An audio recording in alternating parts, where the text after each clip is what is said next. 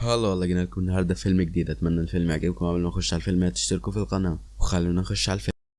وبتبتدي احداث الفيلم في لندن سنه 2017 مع مهندس الفضاء الخارجي فوجا، واللي بيكون في مؤتمر موجود فيه علماء من كل انحاء العالم. وقال لهم انتوا عارفين الهند دي من دول العالم الثالث كده، وهي منبع العمالة الرخيصة. بس انا عايزكم تفتكروا معايا مين اهم اصحاب الشركات العالمية. الحقيقة ان كلهم هنود. كذاب سيكا، يعني انت كذاب. الهنود هم اللي اخترعوا الصفر بس ما عرفوش يحطوا فين. لكن انا مش عايزكم تتضايقوا ان انا بتكلم باللغة الهندية، بس دي لغتي الاصلية وبعتز بيها ولي الشرف اني استخدمها. احب اقول لكم ان معنى اسمي بالانجليزي هو بالونا، لان ابويا كان بيبيع بلالين في الشارع، وبالمناسبة هو موجود معانا دلوقتي، ووالدتي. وكل ده حصل بحياتي بسبب حاجة واحدة بس وشخص واحد بس. اسمحوا لي احكي لكم قصته العظيمة. وبنرجع بالاحداث عام 1994 وقت ما بيفوز طالب آنند بجائزة المناظرات واللي بتتعمل في منطقته. وبيبدأ وزير التعليم يتكلم ويقول ان من حق الجميع نتعلم عشان في المستقبل يكون عندنا علماء ومخترعين عباقرة. ويا ريت تاخدوا الطالب آنند ده قدوة ليكم. لو اي حد محتاج اي حاجة انا بيتي مفتوح للكل. وانت يا آنند اوعى في يوم تتردد لو احتجت اي حاجة انك تجيلي او تتكلم معايا. وبعدها بيروح آنند عشان يقابل حبيبته سيربيا، فبتسألها هي خطتك للمستقبل. فبقول لها اكمل تعليمي عشان احقق حلم وابقى معايا دكتوراه في الرياضيات. بس قالت له ان ده ياخد منك وقت كتير وكده جمالي هيروح، ولا انت شايف ايه؟ فقال لها الرقم التقديري للجمال بالرياضة، فاهم انت، 1.6 وبناء على الحسابات اللي انا حسبتها فانت جمالك 1 أو 2 من 10. ويعمل لها فاهم انت، يقعد يحسب لها وكده وكده وكده لحد ما تتوه منها وما بتكونش عارفة ولا فاهمة اي حاجة من اللي بيقولها. وبتسأل انت بتحبني اكتر ولا الرياضيات؟ فقال لها ها، خد الورقة دي وهتعرفي كل حاجة. وبيسيبها ويمشي وبيروح مكتبه بيحاول يحل معادلة موجودة في مجلة أجنبية. لكن بيجي مدير المكتبة وبيسأل عن اسمه فما بيردش عليه وبيكون مشغول بالمسائل، فبيزعله وبيطرده برا. وبيجي الساعة يقول له لو عايز تدخل المكتبة وتقرا براحتك نزل مقال واحد وهتاخد اشتراك مدى الحياة. فبيروح المكتب بتاعه يقعد يكتب مسائل اللي كانت موجودة في الكتاب ومحدش حلها قبل كده، ويقدر ان هو يحلها فعلا. فبياخد بعضه وبيروح لاخوه وياخد الفلوس اللي معاه عشان يبعت للندن ان حل المسألة. وبيكون ابوه ساعي بارد وبيكلمه بيقول له انه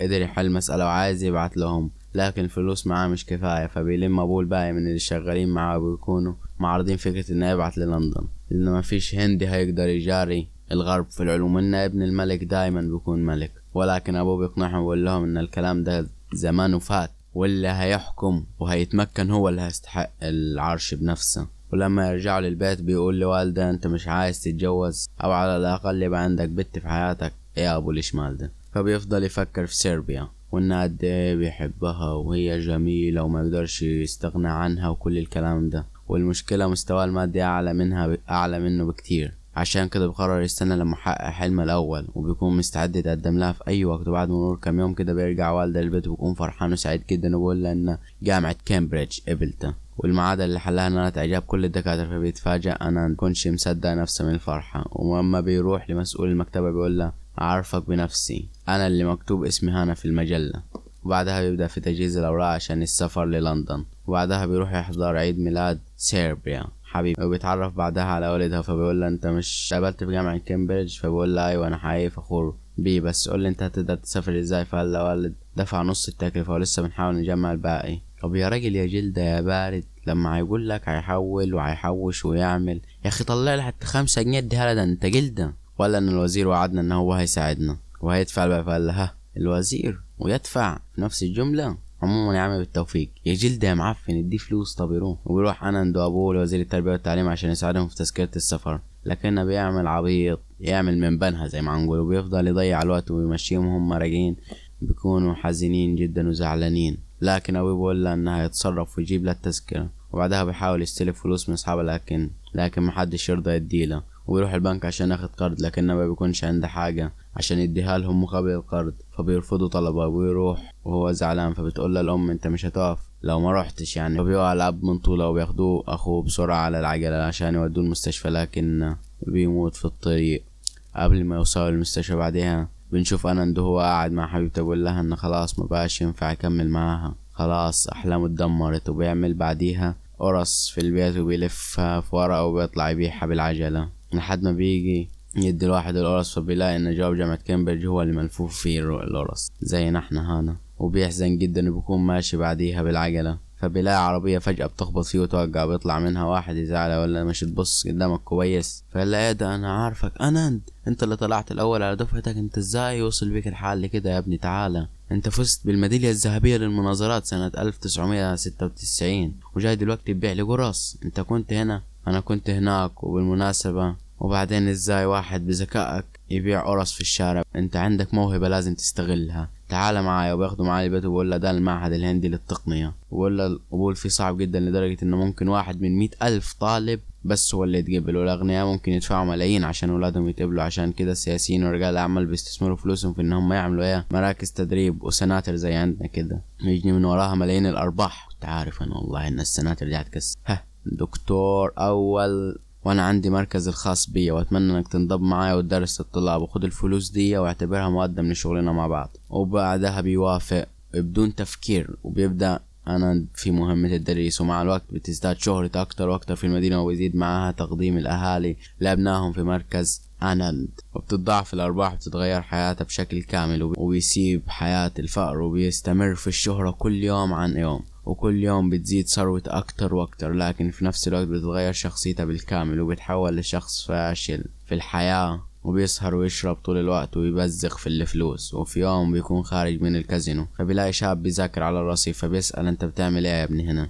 فقال انا سبت المدرسة لكن فاهم رياضة كويس واقدر احل اي مسألة وقتها. بيبص له ويضحك ويسيبه يمشي عشان يروح يشوف شغل. ولما بيكون راجع البيت بيسأل السواق عن الشاب اللي كان بيذاكر ورا ده، قال ان هو طول وقت فراغه بيقعد يذاكر وبعد كده بيطلع يشتغل. وانا قلت له كذا مرة انه مش هيقدر يوصل لحاجة لان الحكاية معروفة. بيرجع يقول له ان ابناء الملوك بيفضلوا ملوك، اما الباقي ولا حاجة مجرد تراب. فبيفتكر انا كلام ابوه ووالده ولما قال له ان الوضع اتغير وممكن ابن عامل بريد يبقى دكتور، وهو بيكون متأثر جدا ويفتكر المعاناة اللي كان فيها والتغير اللي حصل لحياته. بقرر يرجع لمبادئه وحياته القديمة. من تاني بيعلن في كل مكان في أنحاء المدينة أنها يفتح مركز تدريب لتعليم الأطفال الفقراء، وكل ده هيكون مجانا، وبيبيع كل ممتلكاته عشان يقدر يغطي المصاريف لأنه هيضطر يصرف على الأطفال. وبيعرف الطلاب في مركز أنند بيقولوا له إن احنا دفعنا فلوس عشان أنند اللي علمنا، احنا مش عايزين حد غيره، اما ترجع لنا فلوسنا يا اما تجيب لنا أنند. وفي الوقت ده بيروح وبتقول له انت سبت شغلك ليه؟ احنا ما صدقنا انك تلاقي شغل،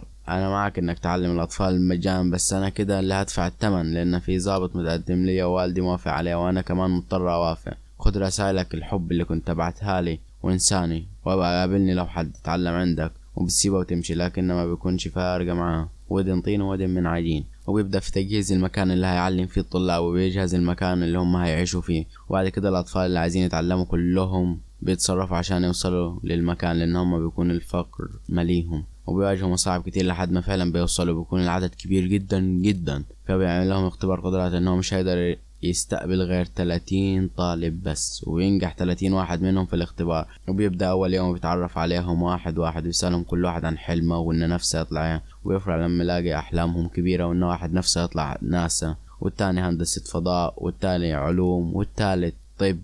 لكن بيدخل عليه مدير المجموعة اللي كان فيها بعد ما عرف فتح مجموعة لوحده وهيدرس مجانا، وبيتخانقوا مع بعض. وبقول له انه مش هيقدر يسيب الاطفال دول يرجعوا معاه، فبقول له ان الاطفال دول مش هيقدروا يعملوا حاجة، دول اخلهم يرجعوا زي ما كانوا. وبيقول لنا مفيش حد فيهم هيقدر يوصل للمعهد ابدا، ولو حصل هيوصل واحد او اتنين منهم، والباقي هيحصل فيها يرجع تاني ذلول فقير. ايه يا راجل السم اللي فيك ده انت ابني. بقول له برضه ان ابن الملك هيفضل ملك ومش حد غير اللي هيقدر يوصل لنا. وبعد ما يمشي بيروح أنند للطلاب ويلاقيهم محبطين من الكلام اللي سمعوه، والشغف اللي عندهم اللي كان أول يوم راح خلاص. فبقول لهم مالكم في ايه؟ خايفين ليه؟ ايه اللي عندكم عشان تخسروه؟ ما انتوا جايين لي من تحت وهتفضلوا تحت، ما قدرتوش توصلوا هتفضلوا تحت، يعني هتموتوا انت كده كده ميتين. والاغنياء دايما بياخدوا كل حاجة حلوة وبيسوقكم انتوا الفقر والمتاعب والتعب، بس انتم اللي غلطانين، وما تسيبوا لهمش اي حاجة وخلونا ناخد فرصتنا وهنكون احسن منهم. وبحب اقول لكم ان التعليم ده هو الدرع بتاعكم اللي هتقدروا تدافعوا بيه عن نفسكم. وفي التعليم ما فيش اي حاجة، العدالة دايما موجودة في العالم والسببها هو التعليم، وكل واحد فيكم لازم يحقق حلمه. مين اللي هيكمل معايا؟ فبتحول كل الطلاب من فاقدين الشغف الى زياطين، وايوه احنا معاك ومش عارفين. وبعدها بيروحوا اهل الطلاب للمعلم وبيقولوا له ان هم هيسحبوا اوراق اولادهم وهيسحبوا فلوسهم لو ما رجعش أنند زي ما كان. يا اما يرجع يا اما تقفل المركز ده وتريح دماغك. فبيقول للحارس بتاعنا انا اخليه مشهور واغير حياته ويجي في الاخر ينافسني، وقف لي كل الفلوس اللي ليه عندنا وما تديهولوش اي فلوس وورينا هيكمل ازاي. وبعدها بيجيب برناف اخو انند شويه كتب للطلاب عشان يذاكروا فيها، وبيعرفهم انند ان كده كله اللي قدامهم هو 8 شهور وهيمتحنوا، ومن دلوقتي لازم يركزوا ويذاكروا كويس عشان يحققوا كل احلامهم وينضموا للمعهد التقني. وفي الوقت ده بيتكلم شخص، وبعدها بيكلم شخص غريب انند وبيقول له انت لازم تقفل المركز بتاعك لانك كده بتبوظ كل المراكز الموجوده. فقال يعني لو ما قفلتوش هتقتلني؟ فقال اكيد. فقال مش هقفل لو اعمل اللي انت عايزه. وبعدها بيبدأ مهمته مع الطلاب، ويبدأ كل يوم يدرس لهم وبيبني مهاراتهم اكتر واكتر، لان طريقته كويسة جدا في التعليم ويكون الكل مستجيب معه. وبعد فترة بيتغير مستواهم للأحسن، ولكن بتكون في مشكلة ان هم ماشيين الكتاب بالدور، يعني كل واحد يذاكر واحد يطلع، فبيتخانقوا اتنين على نفس الكتاب وبيتقطع، وبيكون ما فيش غير نسخة واحدة من اي كتاب لان ما معهمش فلوس يجيبوا غيرها. فبيقرر الاولاد ان هم يصنعوا آلة تساعدهم في تصفح الكتاب كلهم مرة واحدة، وبينجحوا فعلا في ده. وبيكون انا داخل عليهم بكتاب جديد وبيشوف اللي هم قدروا يعملوه وبيكون مبسوط بيهم جدا. وتاني يوم بيكون الاكل خلص واند مش عارف يعمل ايه، بعدها فلوسه كلها بتخلص، فبيضطر يروح للمدير المجموعة اللي كان فيها ويطلب منه. فبقول له انه هيعمل مسابقة صغيرة بين طلابي وطلابك، ولو طلابك كسبوا هديك تأكلهم مدى الحياة، لكن لو خسر تقفل المجموعة وترجع تشتغل معايا من تاني. وبيقف عند لانه ما يكونش قدامه اي حل تاني، وبيروح لظابط عشان يكتب لهم العقد عشان مفيش اي حد فيهم يخلف الاتفاق.